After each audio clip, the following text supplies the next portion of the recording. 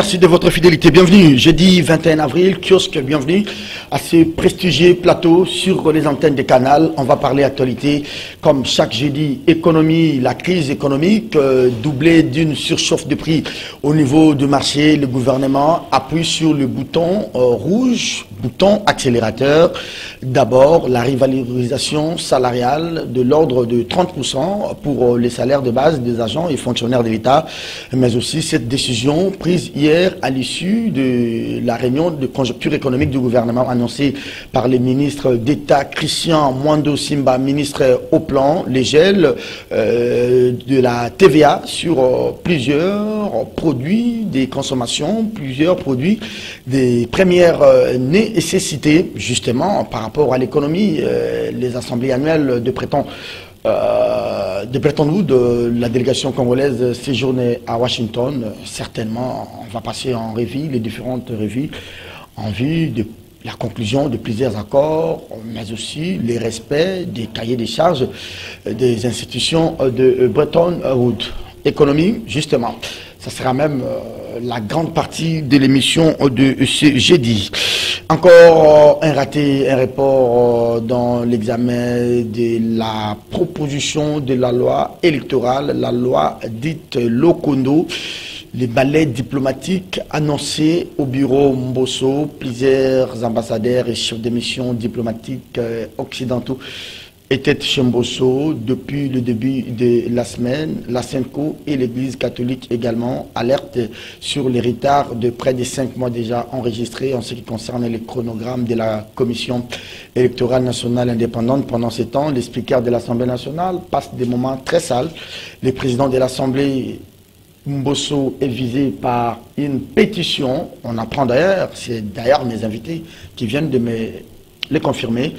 Les pétitionnaires viennent de saisir donc la justice pour pouvoir constater les dépôts de la pétition. Nous avions appris par médias interposés que le bureau avait fermé tous les services de courrier de l'Assemblée nationale. Un peu, comme on dit, il n'y a jamais un sondé. Un peu, disais-je, comme à l'époque du bureau Maboun. Mini-sommet de l'Afrique de l'Est, le président Félix Antoine Tshisekedi séjourne à Nairobi au Kenya. Ce sommet va s'ouvrir aujourd'hui, donc jeudi 21 avril 2022. La question de la stabilité de la région à l'ordre du jour, la résurgence de la rébellion M23. Est-ce qu'il faudra-t-il encore réintégrer ces forces négatives au sein des forces armées et de la défense de sécurité? Question marque.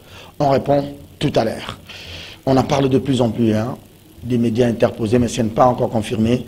Gilbert Kankonde, ancien VPM, ministre de l'Intérieur, serait nommé en remplacement de François Béa Kassonga. L'information, c'est à prendre avec beaucoup de pincettes parce que juste là, elle n'est pas encore confirmée. Dionit Kanida, bonjour. Bonjour Serge. Bienvenue. Merci beaucoup pour l'invitation. C'est un honneur d'être là ce matin. Ça nous a manqué ce rendez-vous, à cause de gens qui ne font pas bien leur travail, mais bon, nous sommes là. Caribou, allez, on en parle de plus en plus, l'info n'est pas confirmée. L'info n'est pas confirmée, nous sommes entrés en contact avec quelques proches de l'ex-VPM à l'intérieur. Mais bon, on dit qu'il y a des services de sécurité déjà tout autour, et puis il y a des gens qui s'amassent à la résidence. Mais l'information n'est pas encore confirmée jusque-là. Personnellement, je n'ai pas vu l'ordonnance. Est-ce que ça serait un beau casting à votre avis? Bon, entre-temps, je ne sais pas quelles sont les compétences qui ont été développées parce que vous savez que les compétences, il semble que c'est on peut les passé développer. Tout son temps dans la diaspora, il était, je ne sais pas moi, au Canada, en Europe. Écoutez, les conseillers, oui, mais conseiller spécial en matière de sécurité, ça relève de la sécurité interne, de la sécurité externe. Vous manipulez un tas d'informations. Oui, effectivement, Serge Kabongo. Il faut commencer quelque part. Oui, il faut commencer quelque part, mais ce que je disais, nous savons que Serge Kabongo est sur le plateau des kiosques, mais c'est que Serge Kabongo fait au-delà du plateau pour s'auto-former, pour se cultiver, ça on ne connaît pas. Un jour, nous serons étonnés d'entendre que Serge Kabongo a été été nommé ministre de l'économie. Mais non, mais simple journaliste. Mais alors que pendant ce temps, Serge Kabongo développait des compétences que nous avons ignorées. Mais nous ne savons pas si cela s'avère vrai. Je présume que le président de la République aura décelé dans le chef de Gilbert Kankondé des compétences qu'il pourra bien mettre à la disposition de la République dans cette matière très sensible, et parce que ça y va d'abord de sa propre sécurité et de la sécurité de la nation. Très bien, merci beaucoup Djenit Kaninda. Bienvenue à je répète, ces prestigieux plateaux, finalement, à qui nous a beaucoup manqué, certainement qui vous a aussi manqué, hein, ce kiosque. Allez, Eric Wimba, bonjour et bienvenue à vous, chaque bonjour Serge, je salue aussi mon co-débatteur, Djenit Kaninda. Donc on est là. Allez, Carré beaucoup kiosque, bienvenue à vous. L'information n'est pas confirmée, mais de plus en plus on en parle. Hein. Il n'y a pas encore l'ordonnance. Nous n'avons pas confirmé, sauf qu'exclusif RDC le matin dit simplement qu'Akonde est pressenti concernant en matière de sécurité. Oui. Hier soir, il y a eu des spéculations. Oui. On n'est pas voulu entrer dans ces jeux-là parce que nous attendons à voir la vraie confirmation qu'il est réellement nommé. Est-ce qu'il répond au profil à votre avis? Moi, j'ai quand même des doutes. Vous savez, il y a un homme qui a travaillé aux États-Unis, je ne sais pas, KGB-CIA. Il a travaillé avec tous les présidents. Au moins beaucoup de présidents qui se sont succédés. J'ai oublié son nom, je m'excuse, je vais me ressourcer. Oui. Il y a même une salle qu'on a donné les noms de ces messieurs-là. Donc c'est un peu comme quelqu'un comme François Béa. Quand Tshisekedi les nomme, il y avait des agitations. Pourquoi on les nomme? Il était avec Kabila. Donc, on ne doit pas confondre d'abord les services de sécurité, ceux qui travaillent dans les services. Ce sont des hauts fonctionnaires de l'État. Oui, ils travaillent au nom de l'État. Un peu de maladresse de Kalev, qui a dirigé les sécurités. La sécurité, d'un coup comme ça, on les voit dans une manifestation du FCC, et puis il dit qu'il est fidèle à Kabila. Non, quand on est à l'ANR, ce n'est pas pour être fidèle à Kabila ou à Tshisekedi, c'est pour être fidèle à la République. Vous êtes au service de la République. Donc, François Béa, sur le plan du profil, il n'y avait pas de doute.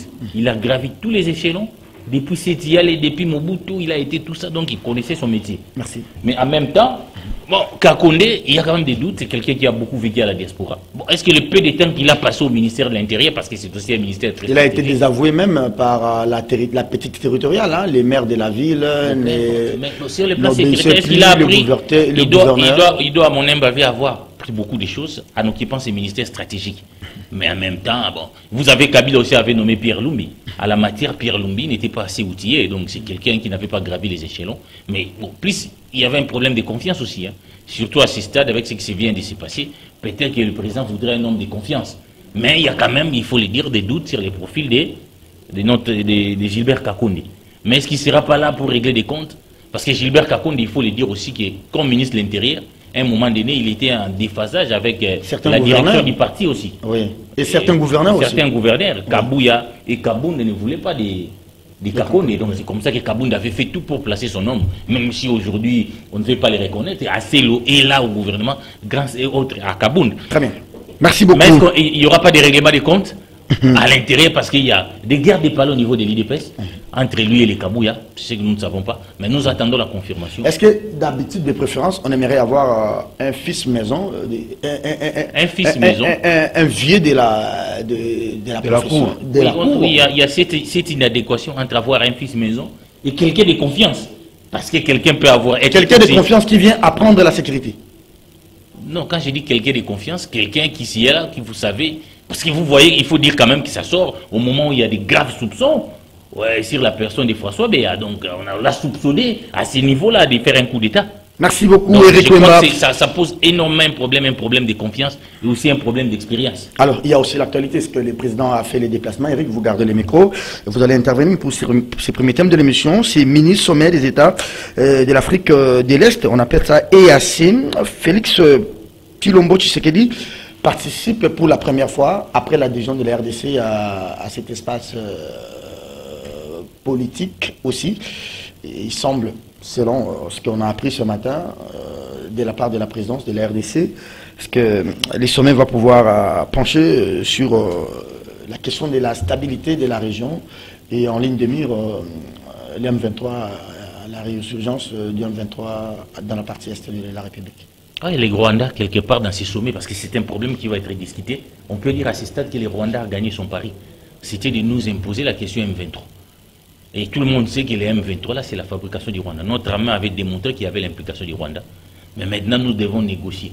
Et justement, ça c'est les combats du Rwanda. Le gouvernement n'est pas venu à la rescousse des dénonciations de l'armée. Hein. Oui. On a laissé ça comme ça. Bon, on a laissé ça comme ça, parce qu'ici, ce qui intéresse nos ministres, c'est de s'attaquer aux opposants et consorts. Mais quand il s'agit des problèmes qui concernent la sécurité nationale, on les trouve des moins... Comment l'armée d'un pays, une armée souveraine, vous dit qu'il y a eu des éléments rwandais que nous avons capturés, mais au niveau central, ni le président de la République, ni encore le Premier ministre, personne ne dit mot, il s'est passé comme de l'eau sous le pont. Oui, c'est quand même étonnant.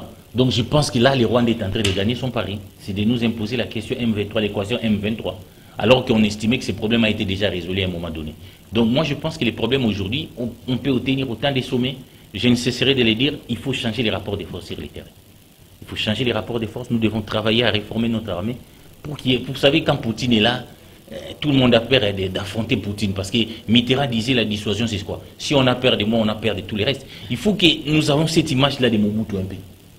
Même s'il n'était pas dans les combats, mais quand Mobutu est là, tout le monde avait peur.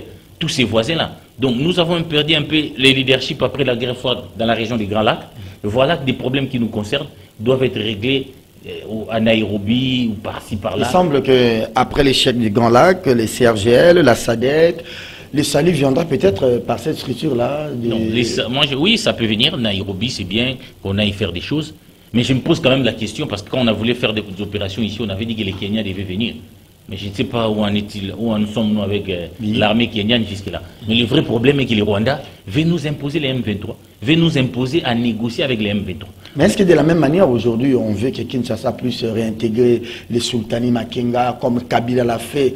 Est-ce que l'expérience de Kabila de pouvoir réintégrer les M23, les CNDP dans l'armée, ce n'était pas une manière d'infiltrer notre service de sécurité, de désintégrer notre armée? Ça, c'est un problème réel. Ce n'est pas normal. Quel est le résultat aujourd'hui, après l'intégration du CNDP, après l'intégration du M23? Quel résultat ça produit? Ça pose quand même un énorme problème. Donc il faut qu'il y ait des gens pour intégrer l'armée. Il y a des écoles, s'il y a des Congolais qui veulent intégrer l'armée, ils doivent suivre le procès. Est-ce qu'il faut-il prendre les armes, tuer d'autres Congolais pour intégrer l'armée? Quelle est la revendication principale du M23? Il n'y en a pas. Vous savez, au moment où il y avait Kabila était au pouvoir, comme il y avait une crise électorale, ils sont sortis avec la revendication de la vérité des îles. En vérité des îles. Qui avait gagné les élections. Mais après, aujourd'hui, on ne sait pas quelle est la revendication, parce que ce problème est dépassé. Est-ce qu'ils sont maintenant avec Fayoulou pour réclamer comme Fayoulou revendique les vérités des îles? On ne connaît pas l'agenda du M23. Qu'est-ce qu'il revendique pour intégrer notre armée? Donc le vrai problème ici est que les Rwandais veulent imposer son agenda. Et nous, Congolais, tant que nous n'allons pas changer les rapports de force, nous allons continuer à subir un peu ces caprices des Rwandais. Il faut changer les rapports sur le terrain. Il faut une armée dissuasive pour qu'on puisse avoir peur de nous. Il faut que nous reprenons notre leadership comme était à l'époque de Mobutu. Parce qu'après la guerre froide, c'est comme si les Congolais pratiquement tout se négocie sans nous aujourd'hui. J'ai suivi, Djenit, le communiqué, je dirais bien, l'appel du ACAJ et de son président pour que le président ne signe pas l'intégration, la réintégration de ces ex-rebelles. Comment expliquer que l'Ouganda et le Rwanda puissent continuer à héberger ces forces négatives, ces seigneurs de guerre, sur qui pèsent des présomptions, des graves violations des droits de l'homme et des droits humains, à garder ces gens-là chez eux, au détriment même des accords passés entre Kinshasa et ces deux capitales? Mais moi, je crois que la réponse, elle est dans l'état d'urgence, parce que l'état d'urgence, quelque part, a mis en mal les intérêts rwandais et ougandais. Très bien. Parce que si vous regardez bien, c'est depuis que la République a décidé de la mise en place de cette forme de gestion que le Rwanda est en train de s'enfoncer de plus en plus dans une récession, mais on ne veut pas l'avouer sur la place publique. C'est aujourd'hui que commence à se révéler, par exemple, qu'il y a des faux rapports sur l'état de la pauvreté au Rwanda. C'est aujourd'hui qu'on commence à le voir. Donc, de plus en plus, Kagame se sent coincé par l'étau parce qu'il est un peu coupé de ses sources d'approvisionnement à partir de la RDC. Parce que le M23, avec tous ces ouailles qui étaient déployés sur l'étendue du territoire, vous avez suivi le professeur Kalele qui dit de tous les services de renseignement rwandais qui étaient autorisés à entrer chez nous avec un accord signé par Raymond Tchibandassou Kabila. Donc, ils avaient la latitude d'entrer et de faire ce qu'ils pouvaient faire parce que l'armée était infiltrée, donc ils pouvaient savoir qu'en ce moment, il y a des manœuvres militaires sur tel tronçon, nous ne pouvons pas passer par là, nous pouvons prendre nos matières premières et sortir par l'autre côté. Mais aujourd'hui, ils sont un peu déboussolés. Ils ne savent pas comment faire sortir les matières premières. Parce que toute l'administration est militarisée. Hein. C'est militarisé. Donc, pour trouver des complices maintenant au niveau des FARDC dans l'est du pays, ils n'arrivent pas encore à intégrer le système qui a été mis en place. C'est ce qui explique aujourd'hui que Kagame se voit de plus en plus faible. Et on a eu vous avez suivi dans les réseaux sociaux, comme quoi Kagame a tenté même de tendre la main au président, mais le président n'a pas voulu prendre sa main. Il n'a même pas voulu parler avec lui au dernier sommet.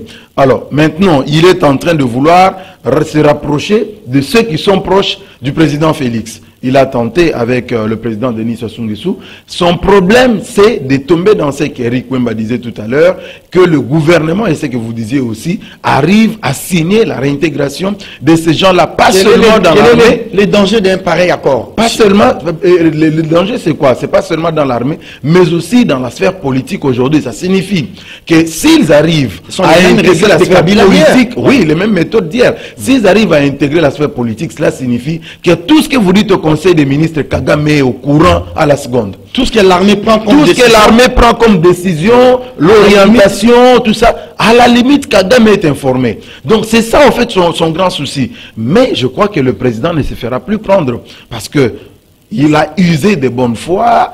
Et comme il dit toujours, il a joué au faux naïf. Kagame pensait qu'il avait eu, il était né. Mais maintenant que le président est en train de montrer la vraie face du Congolais par rapport à cette question, il ne veut pas tomber dans les erreurs d'hier.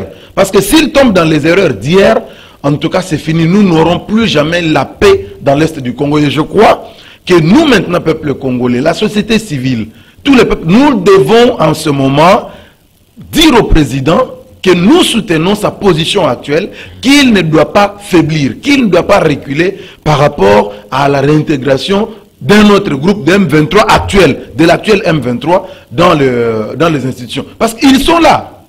Les anciens M23, ils sont là, ils ont été intégrés.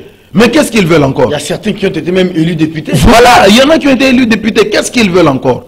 Donc, le président ne doit pas reculer par rapport à cette question du Rwanda. Avec toutes les manœuvres que le Rwanda est en train de faire maintenant pour polluer l'Est du Congo avec les terroristes, on connaît tout ça. On sent de plus en plus un peu ces rapprochements. Les rapprochements, peut-être les termes n'est pas convenable.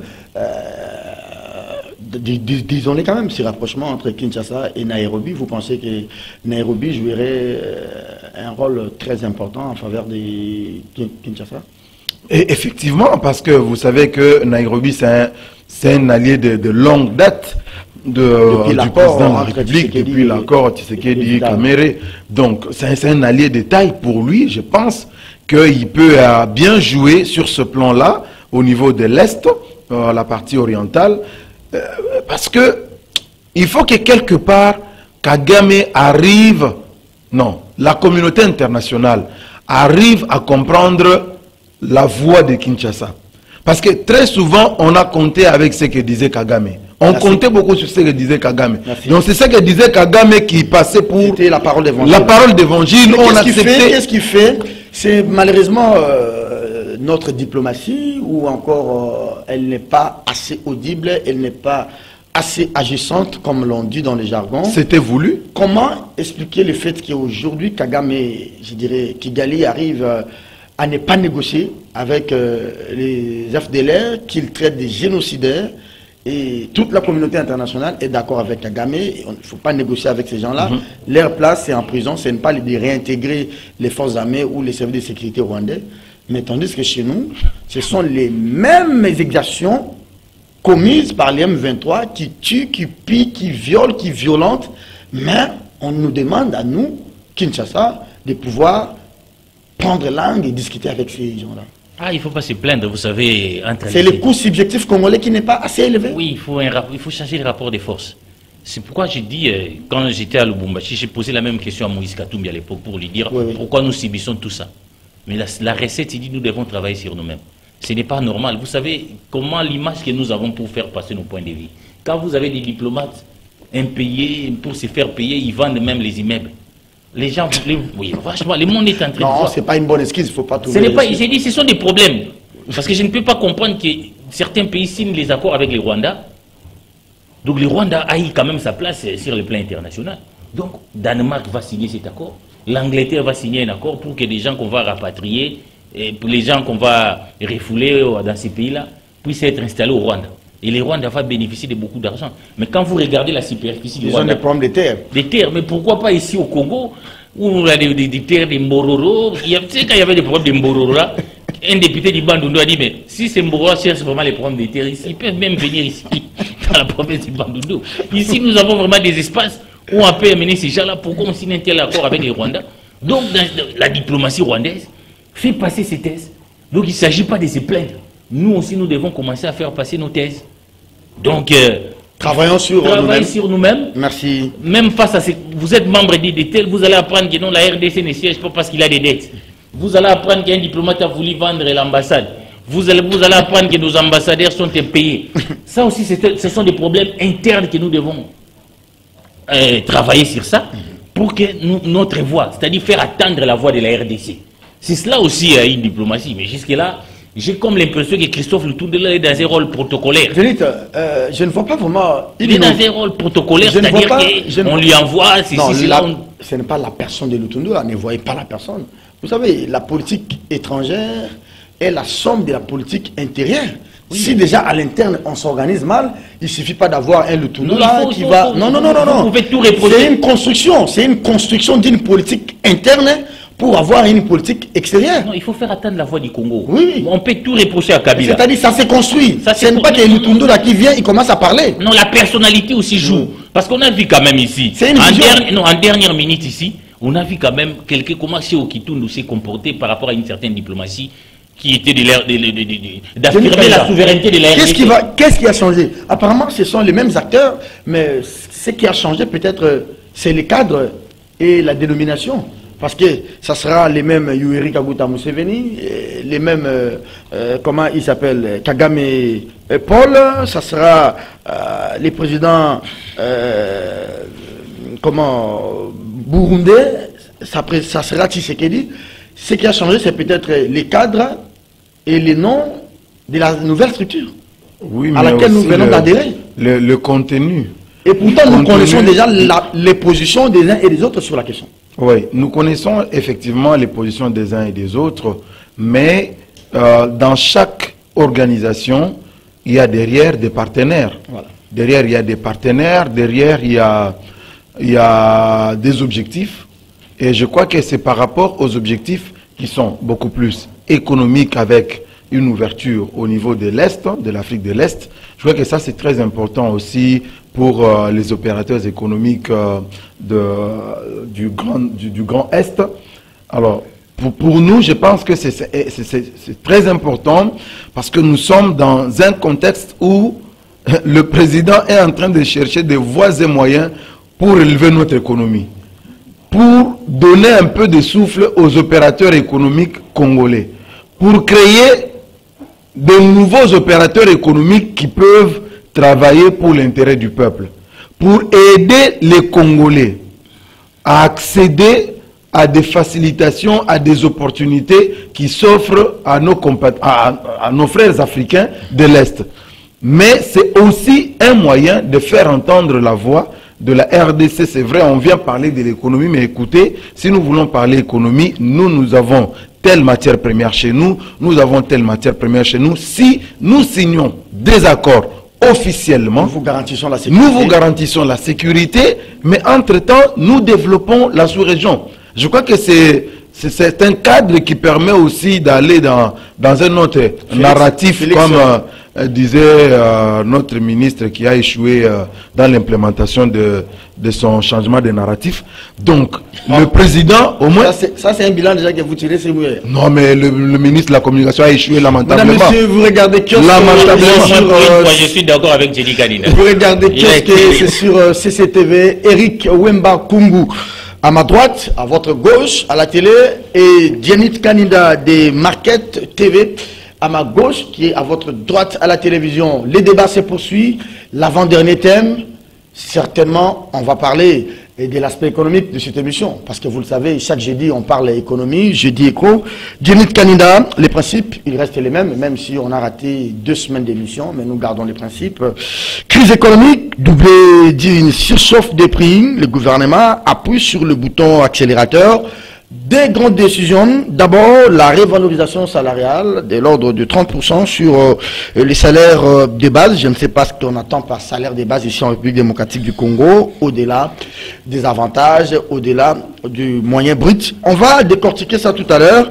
La deuxième mesure, on a parlé du gel de la taxe sur la valeur ajoutée sur certains produits de première nécessité, une décision saluée. Je suivais d'ailleurs le tweet de Rachel Kitita, notre conseillère des Actu 30, qui relayait l'interview du professeur l'économiste président de l'Assemblée provinciale Godin Pouy, salué par tous. Vous commencez par les gels des avoirs ou bien vous commencez d'abord par l'augmentation salariale, la révalorisation salariale de l'ordre de 30%. En fait, l'objectif c'est de 45% horizon juillet prochain. Bon, je commence par salaire de base. Ouais, allez-y, allez-y. Bon. Ça, lui, il va prendre la TVA. Oh, oui. Non, moi, salaire de base aussi. Ah non, c'est là-haut. Allez-y. Non, je crois que c'est là qu'on attendait le gouvernement. C'est le fonds social, hein? Oui, oui. C'est là vraiment qu'on attendait le gouvernement. Et moi, je l'ai dit que le bilan du président Tshisekedi jusque-là, il était satisfaisant, mais pas suffisant. Parce qu'il y a eu plusieurs réalisations. Satisfaisant, mais pas suffisant. C'est pas un jeu de mots, il y a du contenu. Okay. Quand je dis satisfaisant, c'est parce qu'il y a eu plusieurs réalisations qui ne nous ont pas été montrées par celui qui porte la charge de la communication du gouvernement. Il aurait dû nous montrer ce qui marche. En particulier avec les ministres. Ah non, parce que c'est notre ministère, mais ça ne marche pas, Serge Kabongo. Donc il ne nous a pas montré ce qui a été fait. Donc là, c'est un premier pan. Deuxième pan. De ce côté-là, il est absent. Il est vraiment absent. Il fait les porte-paroles, mais il ne fait pas la communication. Non, il ne fait pas la communication. Ah ouais, il ne fait pas la communication. Pourtant, le concept qu'il avait amené, changement des narratifs, montrer le Congo autrement, ça pouvait lui profiter. Montrer qu'est-ce que Tshisekedi a réalisé. Alors, revenons à la révalorisation salariale. Le gouvernement qui trouve qu'il y a un problème avec l'augmentation, enfin la surchauffe au niveau des prix, mais il faut trouver une recette, pour répondre à cette surchauffe qui, au-delà des déboires que nous avions localement, nos propres problèmes, il y a une autre cause exogène qui s'invite, la guerre en Ukraine, qui amène une crise au niveau mondial. Donc chez nous, ça va être encore beaucoup plus grave. Il fallait apporter des réponses qui puissent donner quand même un souffle à la population. Mais comme on sait, on ne peut pas répondre aux problèmes de toute la population congolaise au même moment. Il faut commencer quelque part. Moi, vraiment, j'attendais qu'ils commencent avec les fonctionnaires et agents publics de l'État. Et là, ils ont tapé juste. Ça représente quoi, à votre avis, les 30%? Les 30%, je crois, parce que là, c'est sur les salaires bruts. Si on prend que...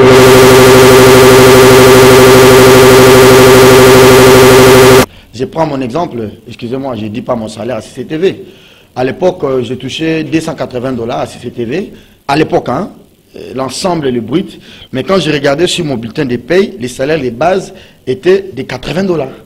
Donc, il y a ce qu'on appelle $80. Il y a les avantages sociaux, c'est-à-dire les transports. Il y a, par exemple, à l'époque, je n'étais pas marié, j'étais célibataire. On dit comme tu es célibataire. Mais ceux qui étaient mariés, père de 2-3 enfants, il y avait des avantages et ça fait le brut. Donc, il faut maintenant chercher... Bon, le brut, c'est quand on dit, par exemple, que l'enseignant congolais aujourd'hui, il a 400 000 francs congolais. C'est ça le brut. C'est ça le brut. Ouais. Parce que dans les 400 000 francs, il faut enlever l'INSS. Voilà. Je crois les contributions pour l'INSS, $10, les transports. Et puis il y a d'autres taxes qui sont retenues par le gouvernement. Mais on n'enlève pas ça. On n'enlève pas. C'est tous les bruts. Donc 400 000 francs congolais. C'est ça le brut. C'est sans qu'on ait enlevé ce qu'on enlève là. Là, c'est le brut. Alors maintenant, lorsqu'on dit qu'on prend le salaire de base, c'est son salaire sans les indemnités de transport, les soins médicaux, les 30% de ces salaires-là. Les 30% de ces salaires-là de base sans avant d'y mettre les autres là. Moi, je vais revenir à vous. Ça représente quoi? Je suis mal à l'aise sur cette question. Parce qu'hier, on n'en a pas parlé. Hein. Je vais commencer par là. Oui. J'ai suivi les débats français hier, entre Macron et Le Pen. Jenny a sollicité ces débats, je n'ai pas voulu, mais ils avaient dit qu'on allait les garder pour en parler la loi électorale. Allez-y. Non, j'ai dit, là, il y a une leçon que j'ai tirée. Vous savez donc, il y a ce qu'on appelle l'offre politique. On ne juge pas parce que je n'aime pas la tête de Macron. Hier, tous les Français s'étaient dit non. Qu'est-ce qu'il a dit par rapport à la retraite? Qu'est-ce qu'il a dit par rapport à ceci? C'est que nous devons être exigeants. Parce que quand vous constatez le pouvoir de Tshisekedi, on ne fait que tâtonner. Mais maintenant, on commence à prendre, à un moment donné, des décisions populistes, irréfléchies, des fois pour des raisons propagandistes. Comme on est à la veille des élections. J'ai déjà entendu, non, les gens ne parlent pas, on augmente les salaires. Vous voyez que si vous analysez vrai, je parle avec certains spécialistes, on sent vraiment... Analysons alors, analysons. Là, vous êtes vraiment... Oui, analysons. J'ai mon stylo, je prends... électoraliste. Je prends ma feuille. D'abord, une très mauvaise communication de l'IAO sur le plan économique. Parce que vous savez, quand vous annoncez des salaires des gens comme ça, il y a un effet sur les marchés. C'est-à-dire les gens savent que les gens vont être payés, on a augmenté, et vous allez voir les produits peuvent augmenter dans les marchés. En telle enseigne que quand ça peut encore créer une surchauffe davantage. Une surchauffe. Et justement, cet argent qu'on va donner ne va plus rien représenter en termes du pouvoir d'achat. Ce qui doit être clair, moi j'étais avec un fonctionnaire pour faire les calculs. Il gagne 200 000 francs congolais. Salaire brut. Salaire brut. Et le salaire salaire de base, c'est... comment on appelle ça? 60 000. 60 000 francs. Alors, on augmente non pas sur les 200 000 et 30%, mais sur 60 000. Voilà. Donc, j'ai fait un peu les calculs, c'est 18 000. 18 000 francs congolais. Donc, c'est moins de 10 $. C'est moins de 10 $. Ça veut dire que quelqu'un a dit ce qu'on a ajouté là ne nous permet même pas d'acheter les sacs de Makala. Mais autant de bruit. Mais justement, parce que justement, en termes de salaire là, des injustices sociales, ça ne doit pas être comme ça. Non, certaines catégories, on ajoute 30%. Ça devait être une politique globale. Là, maintenant, là, on ne réduit pas les trains de vie de l'État. Mais on doit augmenter l'enveloppe salariale de tous ces fonctionnaires-là. Attendez, alors c'est sur base du budget, l'accroissement du budget, ou bien nous faisons les recours à la planche à billets? C'est les questions qu'on se pose. Bon, on apprend qu'il y a eu augmentation des recettes. Entre-temps, les décaissements de l'argent posent problème au niveau du ministère des Finances. Pour payer même Kabila, pour payer la CENI, pour payer... Ils savent même que Kabila a des arriérés, j'ai appris. Donc l'argent s'offre diffusément au niveau du ministère des Finances. Mais entre-temps, on nous dit qu'on trouvait là l'argent pour faire ces augmentations-là. Donc, ces augmentations-là, d'abord une mauvaise communication, ça va résoudre aucun problème. En termes quantitatifs, ne représente peut-être rien. Ça n'est... Mais c'est un bon débit quand même. Non, non, il faut arrêter de parler d'un bon débit. Parce qu'on a la possibilité dans ce quinquennat de faire mieux. Et on a devant une recette par beaucoup de Congolais qui disent qu'il faut, on aurait dit réduire parce qu'il y a des gens qui touchent un salaire de 10 000 $ dans ces pays. Il ne faut pas se les cacher, les députés. On ne fait pas de bruit et on n'aime même pas qu'on parle de leur salaire. Mais pour les fonctionnaires, vous voyez tous les bruits pour des gens qui vous allaient ajouter seulement 18 000 francs. Moi, c'est que moi, je considère ça même une insulte aux Congolais. Une insulte dans un pays où on a triplé, où la présidence pratiquement est devenue les mammouths financiers de la RDC, où on a triplé les salaires des conseillers, où on voit des gens que nous avons connus dans les mêmes situations que nous, vivent dans une opulence parce qu'ils profitent de l'argent de l'État. Alors, puisqu'on joue 18 000 francs à un fonctionnaire, on fait des bruits, on les met en difficulté dans les marchés parce que ça crée la surchauffe. Je pense qu'il faut laisser de prendre des décisions populistes et pour des raisons propagandistes quand on gouverne. On prend des décisions pour améliorer la vie des Congolais, pour que les Congolais, c'est comme ça que nous avons élu les présidents Tshisekedi. Des décisions irréfléchies, ça a commencé. Et vous vous souviendrez, dans le même cadre, on a pris une décision aujourd'hui. Nous avons dit, quand on dit les aînés, ils n'aiment pas les pouvoirs de Tshisekedi, on demande les salaires, ils sont contre. Nous étions aussi contre quand on a baissé les prix des billets d'avion. Vous ne pouvez pas, dans une économie libérale, tuer l'offre et baisser les billets d'avion. Voyager aujourd'hui est devenu un casse-tête aujourd'hui dans ces pays. Les gens ne savent plus voyager. On a commencé ici, non, l'État devait commencer à importer les produits surgelés. Aujourd'hui, vous voyez la surchauffe. Donc, ce sont des mesures. Vous n'avez pas répondu à ma question. Cette augmentation de 30% sur les salaires de base, l'augmentation minime soit-elle, elle est dictée par l'accroissement du budget réel ou bien il y a un autre facteur qui justifie? C'est que j'ai dit quand j'ai dit l'offre politique, mais le gouvernement doit nous communiquer. Bon, ministre Mouyaya, je vais parler à Lingala. Et qu'on wapi, bah recette matina que ça l'État, il y a un refuta batou ou on va recourir à la planche à billets. Ce n'est pas à moi de répondre, je ne gère pas les finances de la République. Mais nous constatons, on n'a rien expliqué sur ces points-là. Mon sort seulement, les fonctionnaires, on va augmenter vos salaires de base. Et heureusement que nous avons été prudents. Mais sur ces points-là, disons que Kabila fait mieux. Comment ça? En termes d'augmentation des salaires, Kabila, quand il arrive, il a trouvé des professeurs qui touchaient des 20 $. On a ramené ça, on peut le dire, jusqu'au schéma 1+4. Aujourd'hui, quand vous voyez en termes d'augmentation des salaires... Avec Mouzito aussi, jusqu'à oui, $2. Oui, si on compare Kabila et Tshisekedi, il n'y a pas match. Kabila est allé plus au-delà. On ne parlait pas de la TVA, la deuxième grande mesure. Lui termine avec la TVA et puis vous allez terminer. Il y a la TVA, mais aussi l'hyper, hein, qui la suppression. Autant je suis contre l'augmentation spectaculaire de ces salaires qu'on vante là. Laissez-moi être d'accord. Pour une fois, j'ai vu quand même que les gens ont réfléchi. Parce qu'on attendait ça aussi dans le secteur du pétrole. Parce que ce que l'État contrôle, ce sont les taxes, la TVA et consorts. Donc, dans une crise, une des décisions sanitaires à faire, c'est la défiscalisation. On pouvait le faire aussi dans l'importation des produits pétroliers. Là, on sent quand même un gouvernement qui est tenté d'anticiper par rapport à une crise qui est... Mais il semble que ça sera une défiscalisation qui va plus profiter aux importateurs qu'aux consommateurs. Non, mais non, il faut des mesures d'encadrement. Il faut des mesures d'encadrement. Si on supprime la TVA, vous savez même quand on parlait de baisser les prix des produits surgelés là, quand il y avait des négociations avec les gouvernements à l'époque, les importateurs avaient dit au ministre de l'économie, commençons par supprimer certaines taxes comme la TVA et nous devons faire la contrepartie. Le gouvernement a montré sa bonne foi. Nous voulons voir aussi la bonne foi de l'autre côté. C'est pas pour la première fois. Plusieurs fois, le gouvernement l'a fait, cette défiscalisation avec les gels de la TVA sur certains produits. Je pense même qu'il revient maintenant au gouvernement, à lui seul, de pouvoir choisir quel produit. On parle des sumas, on parle des conserves, je ne sais pas moi. Godin Poya a proposé des produits alimentaires, mais il faut vivement des mesures d'encadrement. Il faut l'affichage des prix tel que les droits économiques congolais les prévoient. Oui, effectivement, il faut des mesures. Opérateurs économiques verrés. Il faut des mesures d'encadrement. Et moi, contrairement à mon ami Eric qui pense qu'il y a tâtonnement, il n'y a pas tâtonnement. Non, il a salué la défiscalisation. Il n'y a pas tâtonnement parce que l'action est coordonnée quand même, parce que ça ne date pas d'aujourd'hui, cette augmentation. Ça dépend de quel bord chacun d'entre vous se trouve. Hein. Non, mais il y a des évidences. C'est quoi les évidences? C'est que c'est une augmentation. Il appelle spectaculaire, mais en même temps, il dit que ce n'est que 18 000. Mais il dit spectaculaire, mais spectaculaire au niveau de la propagande, tel qu'on spectaculaire, tel qu'on le dit, c'est comme si on donne le 30% du brut. Or, c'est le 30% de la base. Or, la base même pas les sacs de Makala. Une non significative. Serge Kabongo, une augmentation salariale s'est fait et beaucoup plus pour les agents de l'État, les agents de l'État. Ça s'est fait dans le cadre d'une convention collective. Oui. Et vous le savez qu'il y a eu une convention à Bibois.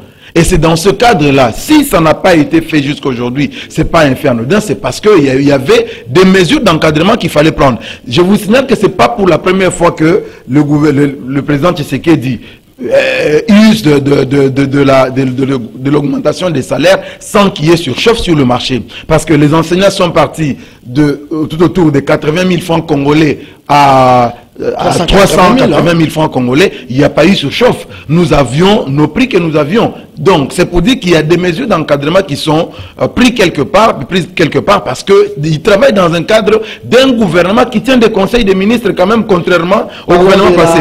Aujourd'hui, la question de la défiscalisation. Moi, je crois que c'est une question très importante, mais heureusement que le gouvernement a pris du temps pour réfléchir sur cette question. Même si la classe politique est restée muette. L'opposition politique, par exemple, saisisse la balle au bon. Propose son offre. Propose son offre. Contre-proposer.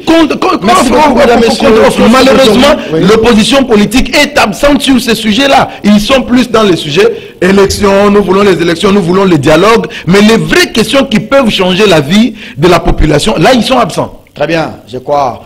J'ai été toujours parmi ces journalistes, avec beaucoup de modestie, je l'ai dit, qui plaident pour l'amélioration de la qualité du débat public. Ah, sérieusement. J'aimerais bien que demain, Fayoulou vienne nous dire pourquoi il est d'accord ou pas d'accord avec la défiscalisation des produits alimentaires, quelle est son offre. Il ne viendra jamais. Et cette défiscalisation, comment elle ne va pas impacter quand à ce qui concerne la canalisation des recettes, parce que d'un côté, vous dites aux régies financières de mobiliser les recettes, et de l'autre côté vous défiscalisez, et donc il y a quand même un gap à combler. Quelle incidence? Voilà, on aura peut-être des débats comme ça avec Faustin Koudiassiala. Je ne suis pas ça, il faut poser la question à Adolphe Mouzito, il peut le faire, pas à Fayoulou. Oui. On a longuement discuté avec lui d'ailleurs, heureusement vous me le rappelez. C'est d'ailleurs l'ancien Premier ministre Mouzito qui m'a donné certains éléments objectifs hier que je venais de soulever. Par exemple, il m'a dit pour un médecin full, aujourd'hui un médecin full touche $1000 américains. C'est le salaire brut, selon ce que le Premier ministre Mouzitou m'a dit hier. Mais son salaire de base, c'est 200 $. Pour un médecin fou, c'est-à-dire le chef, pas les jeunes médecins, moins encore. Mais le 30% de l'augmentation de l'enveloppe salariale, là, ça sera les 30% sur les 200 $. Oui. Donc, ce n'est pas les 30% sur les 1000 $ qu'il touche. Donc, vous voyez que la propagande, donc, la communication, elle est plus que ce que les gens ont perçu. Donc, si je comprends bien, les 30% de 200 $, là, c'est combien? C'est 60 $. Donc, c'est les 60 $ que les médecins qui a 1000 $ va commencer à toucher. Je crois qu'on peut se limiter là, c'est clair. Mais Kabila faisait vraiment 200 $, on ajoute vraiment sur 200 $. Ça, c'est autre chose. Mais j'ai dit quand il parle de l'accord de Bibois, non, ça ne me plaît pas. Je pense qu'on doit se limiter là pour aujourd'hui. Je vais vous accorder à chacun 2 minutes. Qui prend la parole pour ce dernier thème? On peut parler du processus électoral. Hein. La CENCO et l'ECC dit déjà qu'il y a un retard qu'on a enregistré de 5 mois, selon le chronogramme de la CENI. Et d'aider, on appelle à un dialogue, même si nous avons tendance à donner une signification péjorative du dialogue, c'est-à-dire partage de postes. Mais pendant ce temps, il n'y a toujours pas un consensus sur des réformes. Quelles sont ces réformes? Les G13 tiennent à ce que ces réformes-là viennent à l'Assemblée nationale, mais ça, c'est un autre débat. Mais en tout cas, dans tous ces débats-là, moi, je ne comprends pas. Il y a un camp politique que je ne comprends pas. Je vais être objectif, vraiment. Le plus objectif, c'est les FCC.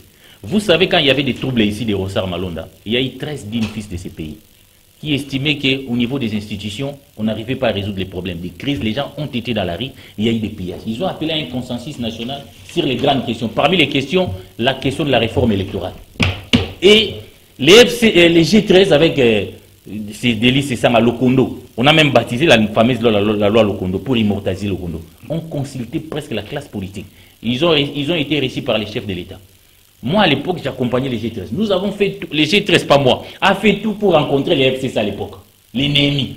Mais les Néhémis, qu'est-ce qu'ils disaient? Tous les débats doivent se dérouler à l'intérieur de l'hémicycle. Néhémi avait même dit qu'il souffrait de la diarrhée. De la diarrhée. De la dysenterie. Quand on est allé, ils ont été reçus par Katumbi, par Bemba, par Tshisekedi, et les FCC ont refusé de rencontrer les G13. Parce qu'à l'époque, ils avaient une certaine majorité. Mais c'est parce qu'on a perdu la majorité qu'on dit les consensus doivent se dérouler maintenant à l'intérieur de l'hémicycle. Alors qu'à l'hémicycle, on a déjà déposé une loi. Cette loi, il faut d'abord aller dans les fonds, qui prend toutes les revendications. La plus grande revendication, c'est la publication des résultats bureau de vote par bureau de vote. C'est qu'il fallait le réclamer pour qu'aujourd'hui, au lieu que la presse, nous avons vu les élections françaises, au lieu que les médias se limitent seulement à aller dans les états généraux, déjeuner avec les présidents ou les premiers ministres, mais les rôles que les médias doivent jouer, c'est que nous devons être ces jours-là des élections. Sur le plateau des kiosques, donner les premiers, nous mutualiser les premières tendances. Parce qu'en France, rien que par les tendances données par les médias, chaque candidat fait les discours pour connaître les résultats. Nous avons vu ça aussi au Sénégal à l'époque. Rien que par les tendances. Mais en 2018, pendant qu'il n'y avait même pas de compilation au sein du CLCR, Centre local de compilation, on n'avait pas les PV, mais on a vu un certain Corneille Nangaa publier les résultats. Oui, donc nous ne voulons plus des élections comme ça. La loi, c'est ça là. Allons d'abord dans les fonds. Il dit qu'il faut revendiquer la loi Lokondo. Il faut, comment dirais-je, bureau de vote, aussi supprimer les CEI. Parce qu'on constate que les CEI a été un moyen pour la Kabylie de tricher. Ils ont fabriqué une majorité qui a volé à l'éclat aujourd'hui. Parce que c'était une majorité fabriquée. Un député m'a dit lui-même, il a été élu, il ne connaît pas les CEI qu'ils ont obtenus. Mbosso. Les Mbosso. Donc, des dossiers Mbosso. Des questions. Alors, le problème des Mbosso là, moi je trouve ça très compliqué. Il faut être sérieux quand même. Oui. On ne peut pas empêcher aux députés. C'est permis. Moi je pense que ça peut être pour des raisons politiques. Ils ont utilisé la même méthode pour chasser Mabunda. S'ils sont réellement sûrs de leur majorité, on ne peut pas empêcher des députés d'aller déposer une pétition. Donc c'est la même chose, on appelle l'officier de police judiciaire, la même chose que les Mabunda ont fait. Qu'est-ce qui a changé entre l'Union sacrée? On ne comprend plus. On dépose une pétition, on va débattre, il aura l'état de se défendre. Mais pourquoi il doit avoir peur à ce niveau-là? Donc il y a un problème des majorités qu'on fabrique par l'essai et des majorités qu'on ramasse en cours d'une législative pose problème. Il faudra que demain, quand nous élisons, nous donnons au président qui sera élu là sa majorité pour mener sa politique là. Parce que c'est des majorités fabriquées, c'est pourquoi nous voulons des bonnes élections. Il faut se battre pour qu'il y ait des bonnes élections, pas qu'on nous dise il y a eu un deal, on a eu ceci. Nous voulons des bonnes élections pour qu'il n'y ait pas de crise post-électorale. J'ai vu dans les innovations, l'injonction faite, je ne sais pas, il faut parler en termes d'injonction, pour les bureaux de la Cour constitutionnelle. C'est vrai que la CENI va donner à chaque candidat via ses représentants les procès-verbaux, mais la Cour constitutionnelle aussi, en cas de recomptage des voix, la CENI réserve une copie des PV à la Cour. La Cour peut sortir les PV pour faire les recomptages. Il ne suffit pas à la Cour de demander, comme on l'a fait à Fayoulou, de demander aux candidats, amène-nous les PV, pendant que la Cour avait aussi les PV.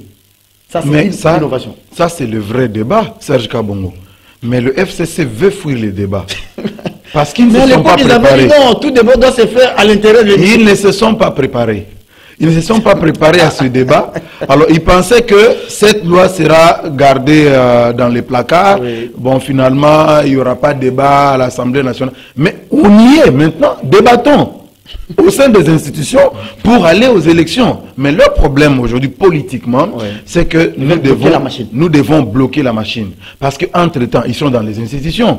Ils sont à la tête des entreprises. Ils sont par-ci, par-là. Ils trouvent leurs bénéfices. Le plus important pour eux et le plus intéressant aujourd'hui, c'est qu'on bloque la machine. Entre-temps, on crée, on va au dialogue. Et lorsqu'on va au dialogue, on obtient une prolongation de 2 ans. Mais dans les 2 ans, nous sommes aux affaires. Et ça jette du discrédit sur les présidents. Voilà, ça jette du discrédit sur le président. Mais entre-temps, nous continuons à glaner et nous nous préparons. Tout ce qu'on fait pour faire partie Mbosso, ça participe à cette logique. Ça participe à cette logique-là. Il faut retarder la machine, tout ça, on passe le temps, et puis finalement, Tshisekedi se voit obligé de dialoguer. Nous dialoguons et finalement, ceux qui sont dehors vont entrer. Nous organisons une transition de 2 ans. Une transition de 2 ans. Mbosso doit bloquer tous les services. Moi, je crois que maintenant, Mbosso doit programmer la plénière. Il programme la plénière. S'il y a une motion, qu'on examine la motion. Il se déporte. Oui. Moi, je voudrais bien qu'il ouvre l'espace aux autres au niveau de l'Assemblée nationale. Il ne doit pas avoir peur. Il ne doit pas avoir peur. Parce que ça ne sert à rien. Parce que plus il a peur, plus il envenime la situation. Et ça va enflammer en report. Et le jour où il y aura plénière, il va tomber. En réalité, la prochaine plénière, c'est la Mbosso ne sera plus capable de diriger la plénière. C'est ça les règlements. Dès qu'on dépose la pétition, doit se déporter. Il doit se déporter. Mais Serge, je voulais un petit élément aussi. Non, un petit élément. Autant je condamne les FCC, autant nous devons rester vigilants. Parce que vous savez que Lutundu est venu avec une loi. Sur la CENI. Sur la CENI. Mais quand au niveau de la PAJ, Mbosso et Kabound à l'époque ont dénaturé. La loi de la DG telle qu'il a introduit, nous voulons l'esprit et la lettre. Mais nous craignons. Parce que quand vous déposez là, vous défendez, ça devient les lois de l'Assemblée. C'est au niveau du PAJ là. L'Assemblée en fait ce qu'elle veut. C'est qu'elle veut. C'est pourquoi nous devons veiller que ces réformes-là puissent passer. Parce qu'avec la CENI, nous avons raté la réforme. Il y a eu la crise que nous avons connue. Autant nous condamnons les FCC, autant nous demeurons vigilants. Madame, monsieur, je m'en vais vous dire grand merci parce que vous avez été des nôtres. Vous étiez des milliers à réclamer ces mags, kiosques. Beaucoup de problèmes d'ordre technique, d'ordre logistique, d'ordre humain. Mais il y a des problèmes qui sont faits pour les humains et les humains sont là pour résoudre ces problèmes.